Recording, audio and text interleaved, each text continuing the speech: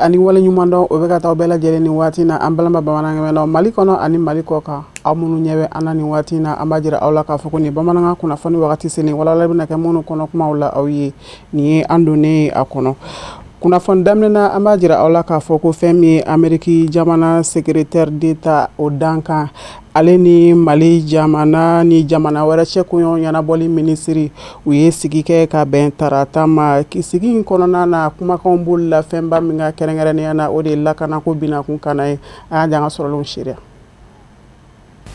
Amérique jamana ka lasigidenw ye Mali sɔrɔsiw fo u ka cɛsiri ni wuli ka jɔ la banbaganciya kɛlɛ la kɛrɛnkɛrɛnnenya la banbaganci jɛkulu min bɛ wele ko JINIM n'u ni Al-Qaïda bolo bɛ jɛjugu la o foliciw lasera bɔlɔlɔ sira fɛ kɛrɛnkɛrɛnnenya la a sɔrɔ sira min bɛ wele ko X kabini septembre kalo tɛmɛnen banbaganci jɛkulu in ka wuli ka jɔw sababu la a bɛ ka gɛlɛya don taji donni ko la Mali jamana kɔnɔ kɛrɛnkɛrɛnnenya la ka faaba la sɔrɔ yan Bamako a bɛ ka kɛ degunba ye hali sɔrɔko ni musaka ko ma camion citerne minnu falen don taji la tɛn k'u kunda Bamako kan walasa kana malidenw labɔ ni taji ye sanga ni wagati banbagaci jɛkulu in bɛ binkani waleyaw ta ka ɲɛsin o camion citerne ninnu ma walasa k'u bali doni na ka jamana kɔnɔdenw kumaniya taji ma ka da lakanabaliya yɛrɛ fanga walankatali kan États-Unis jamana kun y'a laɲini a ka lasigiden so min bɛ an fɛ Mali jamana kɔnɔ nɔ o baarakɛla minnu ka baara jɔli n'a tɛ fiɲɛ don lasigiden so baara la a ɲinina olu fɛ olu k'u kɔ segin so ani lasigiden so baarakɛla minnu fana ka denbaya nalen do fara u kan Mali kɔnɔ yan nɔ a ɲinina olu fana fɛ u ka segin jateminɛw y'a yira k'a fɔ banbagaci jɛkulu in ni o ye JINIM ye k'a dagalen do Mali jamana fan min na k'a ni Bamako cɛ yɛrɛ man jan kosɛbɛ nka a bɛɛ ta a fanga n'a barika n'a fɛɛrɛw tɛ u la ni ka gɛrɛ k'u cogo faba la a tɛ si u la hali k'a kɔrɔbɔ jango k'u yɛrɛ yira ala n'an ka woromasiri tabagaw sababu la olu ka cɛsiri an'u ka lakɔlɔsili ni wulikajɔw fanga bɛ ka bonya jamana kɔnɔdenw ni u bolofɛnw lakana kɔlɔsili la nka bɛɛ ta banbagaci jɛkulu in a bɛ ka siranɲɛ ni kamanagan don jamana kɔnɔdenw na hali k'a dan tajiko ma taji balilen do ka don sanga ni wagati u bɛ bin camion citernenw ni a taji falen kan ka kumaniya jamana kɔnɔdenw ma ka taa don a la dugutala minnu bɛ ɲɔgɔn sɔrɔ bɛɛ bolifɛnw kɔnɔna na u kɛn bɛ ka binjeni fanga dɔ sigi ka ɲɛsin duguta sira maaw ma i n'a fɔ komi musow wajibiyalen u k'u ɲɛdaw bunbun Mali faamaw kɔni u bɛ cɛsiri ni wuli ka jɔ la walasa basigi kana jamana kɔnɔ ka banbagaci mɔgɔ ninnu dagajugu ta ka bɔ an da la nka sani o laɲini ka sabati jamana ɲɛmɔgɔ yɛrɛ ye weleweleda kɛ ka ɲɛsin maliden cɛman n'a musoman bɛɛ lajɛlen ma bɛɛ ka kɛ basigi karamɔgɔ ye ka jɛ k'an bolo di ɲɔgɔn ma min bɛ kɛ sababu ye ka jɛ ka ni wagati ninnu latɛmɛ ɲɔgɔn fɛ bari Mali bɛ gɛlɛya min kɔnɔ k'a latɛmɛ n'o ye sɔrɔko ni musakako gɛlɛyaw ye ani lakanabaliya gɛlɛyaw ye a mago bɛ maliden bɛɛ lajɛlen na ka wagati in latɛmɛ hɛrɛ la. An b'a kunda Moritani jamana kan Moritani jamana kiriko ɲɛmayaso Cour suprême de Mauritanie y'a jira k'a fɔ ko fɛn min ye san 15 kaso o ɲangini na ta ka ɲɛsin jamana ɲɛmaa kɔrɔma ni o ye Mohamed Ould Abdel Aziz ye an ka janga sɔrɔlen tɔw seereya o la.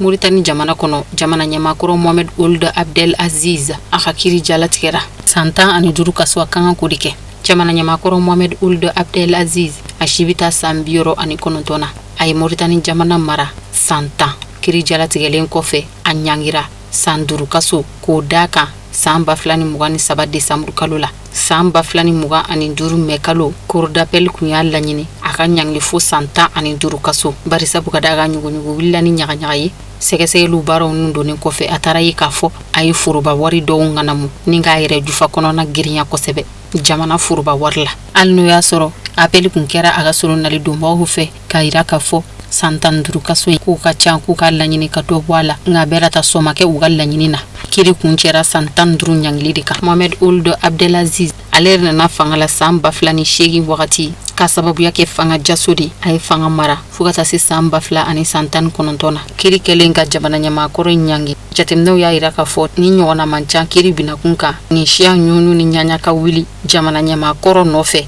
k'i minɛ k'i tɛgɛ ta yuruguyurugu ni dungo juguya la ni jamana foroba wari ŋanamuni na k'i yɛrɛ jufa kɔnɔna giriya n'a ye jamana ɲɛmaw ka fanga kɔfɛ a caman bɛ jalaki de k'a fɔ fanga kɔnɔna na u ye sew yira ka politiki ko mankanw wuli walima ka kɛlɛ wuli jamana kɔnɔ min kɛra sababu ye ka dadigi kɛ jamana kɔnɔdenw na nka k'a fɔ jamana ɲɛma u ka minɛ namara ni yuruguyurugu la ko nin n'a ɲɔgɔnna man ca kabiri ni san 2023 janvier kalo de la tɛgɛ kɛlen do Mauritanie jamana ɲɛmaa kɔrɔ Mohamed Ould Abdel Aziz la a jɛɲɔgɔn kɔrɔ ka fanga kɔnɔna de la n'o ye Mohamed Ould Cheikh El Ghazouani o min y'a nɔna bila fanga yɛrɛ la u jɛra ka baara kɛ armée kɔnɔ ɲɔgɔn fɛ. Mohamed Ould Abdel Aziz ka fanga kɔnɔ Mohamed Ould Cheikh El Ghazouani a ye sɔrɔsiya minisiriya jɔyɔrɔ fa jɛɲɔgɔn kun do nka kabiri fanga falenna u ni ɲɔgɔn cɛ ni Mohamed Ould Cheikh El Ghazouani ye a nɔna bila u ma se ka jɛ o de kɔfɛ. Kunnafoni nasira wɛrɛw fɛ an b'an kunda Maroc jamana kan fɛn min ye Maroc kɔnɔ masakɛ Roi Mohamed VI ale ni Moulay El Hassan olu ye kɛnɛyaso kura dɔ fana kurumo kari arabakaw fɛ fɛn min fana sɔrɔla o kunnafoni na an ka jango ɲamada. Ni yɔrɔ belebele technique min kolomo karilen filɛ nin tɔgɔ dara Maroc masakɛ yɛrɛ de la Mohamed VI centre de do min mina kɛnɛya ko ta bala ka bɛn ni bi tile la kow ye a n'a magoɲɛw ye dɔɔni kankuriyali kalanbulon dɔ fana cogolen do a kɔnɔna na ka ɲɛsi kɛnɛya ko ɲɛdɔn n'a faamutogo ɲuman ma. Maa caman ka fɔ la nin baara bolodali min dangɛnɛmayalen filɛ nin ye ko Maroc masakɛ yɛrɛ de kun hamina ko gɛlɛn do wa a bɛ don jamana ɲɛta de kadiri kɔnɔna na ani ka nin kura fiyɛ kɛnɛya ko la ka ɲɛda kura di kɛnɛya baarakɛlaw fana ma. So belebele min kolomo karilen filɛ nin kɛnɛyaso b'a la u ko a ma hôpital universitaire international Mohamed VI Sidi Raba sanfɛ kalanso fana b'a la o ye université Mohamed VI des sciences et de la santé ye yɔrɔ in sababu la kɛnɛya ko ɲɛdɔnna caman de ka dɔnniw minana kanguruya k'u kalan kɛnɛya baara kɛcogo ɲuman na ka kɛɲɛ ni bi tile la ko ye ka bɛn subahana mansin labanw ma diɲɛ seri naani kɛmɛ ka sariya minnu sigi kɛnɛya ko binakun kan olu bɛɛ lajɛlen labato ko ɲuman hukumu kɔnɔna na. Maroc jabaranisoba ka fɔ la hôpital universitaire international Mohamed VI Sidi Raba ka fara université Mohamed VI des sciences et de la santé kan a yɔrɔ minnu jɔlen filɛ nin ye k'a kolomo kari Maroc masakɛ fɛ a bɛna kɛ jigiyaba ye kɛnɛya ko binakun kan Maroc jamana kɔnɔ. Sini jamana ɲɛmaw fana ye dɛmɛɲɔgɔnya ta ka ɲɛsin Nigeria jamana ma jɛɲɔgɔnya baara nasiraw kɔnɔna de do an ka jango fana seereya. Kabini arabadon de ye ka sanga ni kunnafoni di kɛnɛ dɔ ye Sini jamana y'a ka dɛmɛɲɔgɔnya ani kɔkɔrɔmadonni wale ɲɛsin Nigeria jamana ma. Sini jamana ma kuma ye munumunu yɔrɔ caya ko n'a ma ɲɛ k'a fɔ Sini jamana ye Nigeria jamana jɛɲɔgɔn ye o kuma na ko Nigeria jamana gouvernement k'a bɛ se k'i sigi k'i jigi da Sini jamana ka dɛmɛ kan jango fɛn min bɛ tali kɛ Nigeria jamana ka ɲɛda kura bɔ kan ɲɛta binakun kan fɛn o fɛn bɛ jamana in ɲɛta ko fɔ n'a nafa bɛ se jamana ani jamana kɔnɔdenw ma ko ni Nigeria y'a kɔsi a bɛ Sini jamana jɔlen sɔrɔ cɔ ye. Sini jamana tɛ jɛ n'a ye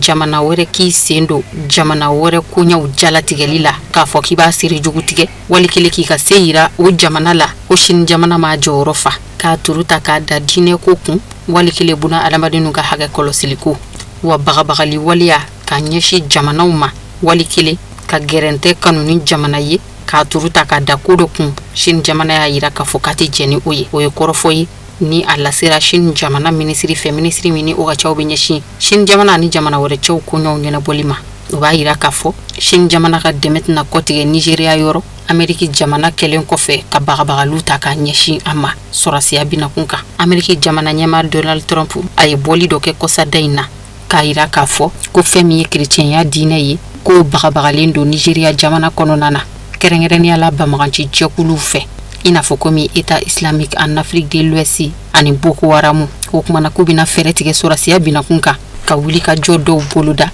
ka se k'o kɛlɛ kɛ o kɔrɔfɔ in de kɔfɛ Sini jamana y'a ka kelenɲɔgɔnya yira Nigeria jamana la. Amnesty International ka jateminɛw la olu y'a yira k'a fɔ ko jatigɛ wale ni bingani waleya minnu ni olu bɛ ka kɛ Nigeria kɔrɔyan fan fɛ ka digi tilebi kan ko diinɛ ko kɛlɛ tɛ ni ye Nigeria jamana kɔnɔdenw yɛrɛ da o ye Amérique jamana ka jate bɔlen ko kɛmɛ sarada la ko jamana kɔnɔden sara 46 k'o ye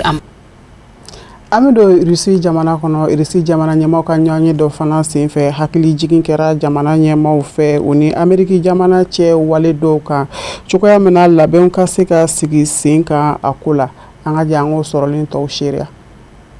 Irisulama ɲɛmaw ka ɲɔgɔnye senfɛ Conseil de sécurité russe jamana ɲɛma Vladimir Poutine ye hakili jigin kɛ k'a fɔ ko États-Unis jamana kun ye kunnafoni min da k'a yira k'a fɔ u bɛn'u ka mugujuguw sen filɛ o kuma na ko Rusila fana labɛnnen don États-Unis jamana k'a kɔrɔbɔ dɔrɔn u ka tugu la ko Rusila fana n'a ka essai nucléaire dabɔ a kɔni y'a laɲini Rusila jamana minisiriw fɛ min ka baara bɛ ɲɛsin sɔrɔsiya ma ani min ka baara bɛ ɲɛsin Rusila jamana ani jamana wɛrɛ cɛw ko ɲɛw ɲɛnabɔli ma ka fara ka gouvernement baarakɛla dɔw kan k'u ka jateminɛ kɛ l'Amérique jamana ka ŋaniya in kan kosɛbɛ wa ko fɛɛrɛw ni dabaliw ka tigɛ labɛnw bɛɛ lajɛlen ka se ka sabati Rusila bolo essai nucléaire senfilɛliko kan k'u fana tɛna sigi k'u bolo fila daw sen kan ka l'Amérique jamana ye k'a ka mugujugu wuli k'a senfilɛ ka Rusilataw madalen to kalo tɛmɛnen de États-Unis jamana ɲɛmaa Donald Trump kun ye kɔrɔfɔw lase k'a yira k'a fɔ u bɛn'u ka mugujugu ninnu senfilɛ ni o ye essai nucléaire ye o baaraw kun lajɔlen do a bɛ san 30 bɔ États-Unis jamana secrétaire min ka baaraw bɛ ɲɛsin énergie ko ma ale y'a yira k'a fɔ